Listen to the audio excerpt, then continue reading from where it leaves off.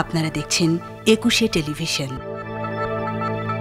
অবসরপ্রাপ্ত মেজর সিনহা মোহাম্মদ রাশেদ খান হত্যা মামলায় ১৫ জনকে অভিযুক্ত করে চার্জশিট জমা দিয়েছে র্যাব। এদিকে আসামি পুলিশ পরিদর্শক লিয়াকত আলীর আইনজীবীর করা মামলা বাতিলের আবেদনের শুনানির দিনও আজ। কক্সবাজার প্রতিনিধি আব্দুল আজিজের রিপোর্ট জানাচ্ছেন রত্না জামান। অবসরপ্রাপ্ত মেজর সিনহা হত্যার ঘটনায় তার বোন শারমিন শাহরিয়ার ফেরদৌসির করা মামলার চার্জশিট জমা দিয়েছে র্যাব। সকাল ১০টার দিকে কক্সবাজারের জ্যেষ্ঠ বিচারিক হাকিম তামান্না ফারার আদালতে চার্জশিট জমা দেন তদন্তকারী কর্মকর্তা। চার্জশিটে ১৫ জনকে অভিযুক্ত করা হয়েছে। এর মধ্যে সাগর দেব নামে এক পুলিশ সদস্য পলাতক রয়েছে। বাকি ১৪ জন কারাগারে আছেন।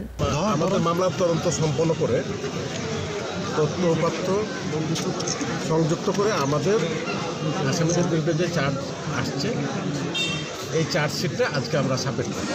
অন্যদিকে মামলাটি অবৈধ দাবি করে বাতিল চেয়ে প্রধান আসামি পুলিশ পরিদর্শক লিয়াকত আলীর আইনজীবীর আবেদনের পূর্ণাঙ্গ শুনানির দিনও আজ। এই টোটাল চার্জশিটটা তৈরি করে দিয়েছেন। এই টোটাল চার্জশিটের এটার উপরে আমরা চ্যালেঞ্জ করছি যে প্রসিডিংটা, যে তদন্তটা, এই তদন্তটা ইলিগেল, তাহলে চার্জশিটটাও ইলিগেল। এটা বিজ্ঞ আদালত তাদের রিভিশন আকারে আমরা যেহেতু মামলা পেন্ডিং আছে সেখানে আমরা উপস্থাপন করব। আমাদের বিশ্বাস এই যে আজকে তদন্তের যে রিপোর্ট চার্জশিটটা এটাকে ইলিগেল ঘোষণা করবেন। গত ৩১ জুলাই রাতে টেকনাফের শ্যামলাপুর চেকপোস্টে গাড়ি তল্লাশিকে কেন্দ্র করে গুলিতে নিহত হন অবসরপ্রাপ্ত মেজর সিনহা।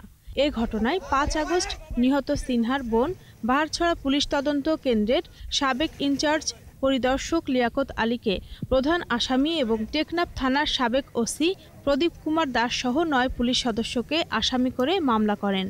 আদালত মামলাটির তদন্ত করার আদেশ দেন র্যাবকে। এ পর্যন্ত ১২ আসামি আদালতে স্বীকারোক্তিমূলক জবানবন্দি দিয়েছেন। রত্না জামান, ২১শে টেলিভিশন।